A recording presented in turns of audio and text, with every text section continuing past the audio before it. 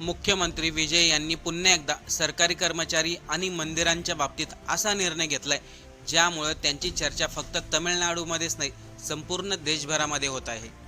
कदाचित आजपर्यंत असा निर्णय कोणत्याही राज्यातील मुख्यमंत्र्यांनी घेतला नसावा, कारण की आपण नेहमी पाहतो मंदिराच्या ठिकाणी अनेक वेळा आपल्याकडून पैसे लुटले जातात, सरकारी कामाच्या ठिकाणी आपल्याकडून अनेक वेळा पैसे लुटले जातात। जे जनतेचे पैसे लुटले जातात ते कोणाकडे जातात, तेथील सरकारी कर्मचारी अधिकारी कोण आहे, मंदिराच्या ठिकाणी आपल्याकडून दर्शनाच्या नावाखाली जे पैसे घेतले जातात ते पैसे कुठे जातात, या सर्व गोष्टीवरती अनेक लोकांच्या बऱ्याचशा तक्रारी आल्या होत्या। त्यामुळे मुख्यमंत्री विजय यांनी असा निर्णय घेतलाय, आता मंदिराच्या ठिकाणी दर्शनाच्या नावाखाली आपल्याला लुटलं जाणार नाही। ज्या ठिकाणी आपण सरकारी ऑफिसमध्ये जातो किंवा सरकारी कार्यालयामध्ये कामासाठी जातो तिथे अनेक वेळा आपल्याकडून पैसे घेतले जातात, आता ते बंद होणार।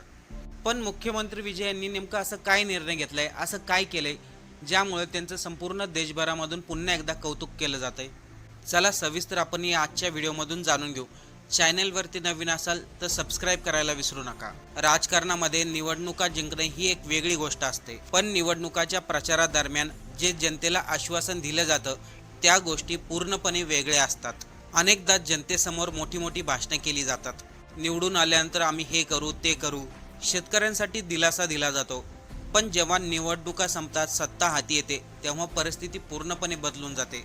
जनतेला जे काय आश्वासन दिले जातात त्याच्यावरती कोणतंही काम होत नाही। आपल्या महाराष्ट्रामधीलच उदाहरण पाहना, निवडणुकीच्या अगोदर काय म्हटले होते, सर्व शेतकऱ्यांची सरसकट कर्जमाफी होणार, पण निवडून आल्यावरती काय झालं, वेगवेगळ्या अटी लावल्या गेल्या।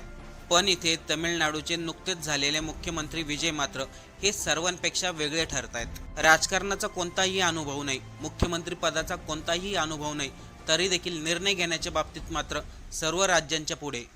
नाहीतर दुसरीकडे वर्षानुवर्ष तेच मुख्यमंत्री राहतात, पण निर्णय मात्र कोणतेही घेतले जात नाही। आता सर्वांनी लक्ष द्या, मुख्यमंत्री विजय यांनी असा काय निर्णय घेतलाय ज्यामुळे त्यांचं कौतुक केलं जात आहे। सरकारी कार्यालयाबाबत सामान्य नागरिकांची खूप मोठी तक्रार असते। ती तक्रार म्हणजे कधीही वेळेवरती काम न होणं आणि अनेक ठिकाणी आपल्याकडून पैसे घेतले जातात। अनेक वेळा असं होतं, आपण सरकारी कामासाठी सकाळी सरकारी कार्यालयामध्ये जातो, पण तिथे संबंधित कर्मचारी किंवा अधिकारी वेळेवरती कधीच येत नाहीत। एखाद्या साध्या कामासाठी लोकांना तासनतास थांबावं लागतं। काही वेळा तर असंही होतं, एकाच कामासाठी आपल्याला अनेक वेळा सरकारी कार्यालयाचे फेरे मारावे लागतात।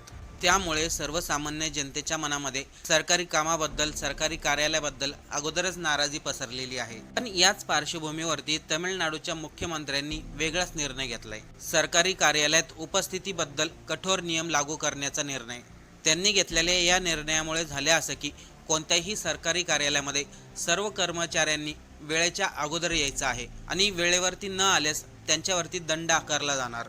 मुख्यमंत्री विजय यांनी हा नियम लागू करून ते थांबले नाहीत, त्यांनी प्रत्यक्षात या गोष्टीची अंमलबजावणी केली।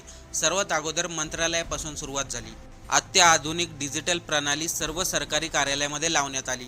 त्या सिस्टममध्ये प्रत्येक सरकारी कर्मचाऱ्याची बायोमेट्रिक केली जाणार, चेहऱ्याची पडताळणी केली जाणार आणि इतर उपस्थित नोंदींच्या माध्यमातून प्रत्येक कर्मचाऱ्याची उपस्थिती निश्चित केली जाणार।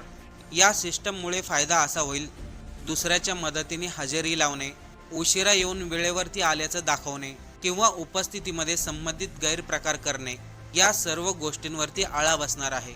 याशिवाय सर्वात महत्त्वाचं म्हणजे जर कोणताही सरकारी कर्मचारी आपल्याकडून लाच घेत असेल किंवा आपल्याकडून पैसे घेत असेल, त्या संबंधित आपल्याकडे काहीतरी पुरावा हवा। तोच पुरावा मुख्यमंत्र्यांना दिल्यानंतर त्यांनी 1 लाख रुपये बक्षीस देण्याचं देखील जाहीर केलंय। म्हणजे बघा ना, एखाद्या सरकारी कर्मचाऱ्याने आपल्याकडून जर पैसे घेतले, लाच घेतली, तर त्या बदल्यात आपल्याला मुख्यमंत्री 1 लाख रुपये देणार, फक्त आपल्याकडे त्या गोष्टीचा पुरावा पाहिजे। हा निर्णय तमिळनाडूमधील लोकांना खूप आवडला। याशिवाय सर्व कर्मचाऱ्यांनी गळ्यामध्ये ID कार्ड ठेवणं किंवा खिशाला ID कार्ड लावणं हे अनिवार्य राहील, कारण की कार्यालयामध्ये येणाऱ्या नागरिकांना कोण सरकारी कर्मचारी आहे, कोण सरकारी अधिकारी आहे हे सहजपणे समजू शकेल। प्रशासनामध्ये शिस्त आणण्यासाठी घेतलेले निर्णय वरवर पाहता आपल्याला छोटे वाटू शकतात, पण हे सर्व प्रश्न सर्वसामान्य जनतेशी जोडलेले आहेत। म्हणजे सरकारी कार्यालयामध्ये आता कोणीही लाच घेणार नाही, कोणाच्याही कामासाठी वेळ लागणार नाही। इथेच मुख्यमंत्री विजय यांनी दुसरा निर्णय घेतला, तो शेतकऱ्यांसाठी। आतापर्यंत असा एकतरी मुख्यमंत्री सांगा ज्याला काही अनुभव नाही, ज्याने नुकतंच मुख्यमंत्री पदाची शपथ घेतली आणि 1 महिनाही झाला नाही, त्या मुख्यमंत्र्याने शेतकऱ्यांचं पीक विमा कर्ज माफ केलं. 14,50,000 शेतकऱ्यांचं पीक विमा कर्ज माफ केलंय. आता ही रक्कम छोटी आहे किंवा मोठी आहे याला महत्त्व नाही, पण शेतकऱ्यांच्या बाबतीमध्ये निर्णय घेतला याला महत्त्व आहे. तिसरा निर्णय त्यांनी घेतला धार्मिक ठिकाणाबाबत. कारण की जर धार्मिक स्थळाबद्दल तक्रारी आल्या तर त्या अधिक गंभीर मानल्या जातात.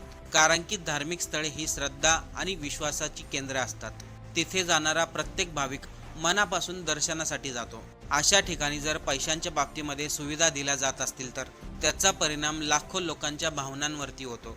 याच कारणामुळे मुख्यमंत्री विजय यांनी दर्शनासाठी गेलेल्या लोकांकडून सतत तक्रारी येत होत्या. त्या तक्रारी सत्य आहे की नाही हे पडताळण्यासाठी त्यांनी एक मोहीम राबवली. यासाठी विजय यांच्या मंत्रिमंडळामधीलच एक मंत्री एक सामान्य नागरिक आणि भाविक म्हणून मंदिरामध्ये दर्शनासाठी गेला होता. मुख्यमंत्री विजय यांनी सक्तीचे आदेश दिले होते. आपली ओळख कुठेही दाखवायची नाही, कुठेही सांगायची नाही. त्यामुळे त्या संबंधित मंत्र्याने आपली ओळख पूर्णपणे लपवली होती. साधे कपडे, चेहऱ्यावरती मास्क लावलं होतं. एकदम साध्या स्वरूपामध्ये त्यांनी मंदिरामध्ये प्रवेश केला. कोणालाही संशय होऊ नये म्हणून याची पूर्णपणे काळजी घेतली गेली होती. मंदिरामध्ये प्रवेश केल्यानंतर इतर भाविकांप्रमाणेच दर्शनासाठी चौकशी करण्यात आली. त्यावेळेस मंदिरामधील काही लोकांनी सांगितलं, तुम्हाला जर लवकर दर्शन करायचं असेल तर पैसे द्यावे लागतील. अवघ्या काही मिनिटातच तुमचं दर्शन होईल. आता अशा प्रकारचं दर्शन अनेक प्रकारच्या मंदिरामधून होतं. आपण तिथे गेल्यानंतर आपल्याला तुमचं लवकर दर्शन होईल, त्यामध्ये कमी रांगा असतात, यासाठी आपल्याकडून पैसे घेतले जातात. आता हे आरोप खरे आहेत की खोटे आहेत याची तपासणी करण्यासाठी काही नोंदी तपासल्या गेल्या. तेव्हा मुख्यमंत्री विजय यांच्या मंत्रिमंडळातील मंत्र्याला समजलं त्या ठिकाणी बऱ्याचशा भाविकांनी डिजिटल स्वरूपामध्ये पैसे दिलेत, काहींनी कॅश स्वरूपामध्ये पैसे दिलेत. मंदिरामधील पुरावे मिळाल्यानंतर परिस्थिती अचानक बदलू लागली. संबंधित मंत्र्याने आपली ओळख उघड केली. त्यानंतर काही क्षणामध्ये संपूर्ण व्यवस्थापनामध्ये खळबळ उडाली. मंदिरामध्ये एक मंत्री आलाय आणि भाविकांची लूट होते हे सर्व त्याने उघड केले. हे जेव्हा लोकांना समजलं तेव्हा अनेकांनाही धक्का बसला. यानंतर मुख्यमंत्री विजय यांनी तात्काळ या संपूर्ण प्रकरणाची चौकशी करण्याचे आदेश दिले. सर्व प्रकरणामध्ये कोणाचा सहभाग आहे, अशा प्रकारच्या घटना कधीपासून सुरू आहेत, व्यवस्थापनेमधील कोणत्या त्रुटीमुळे हे शक्य झालं, आतापर्यंत अशा माध्यमातून किती पैसा कमवला गेला, या सर्व गोष्टीची चौकशी करण्याचे आदेश दिले. यापुढे धार्मिक स्थळावरती कोणीही भाविकांची लूट करायची नाही. दर्शनाच्या नावाखाली जर कोणी पैसे घेताना आढळलं तर त्याच्यावरती कठोर कारवाई केली जाणार.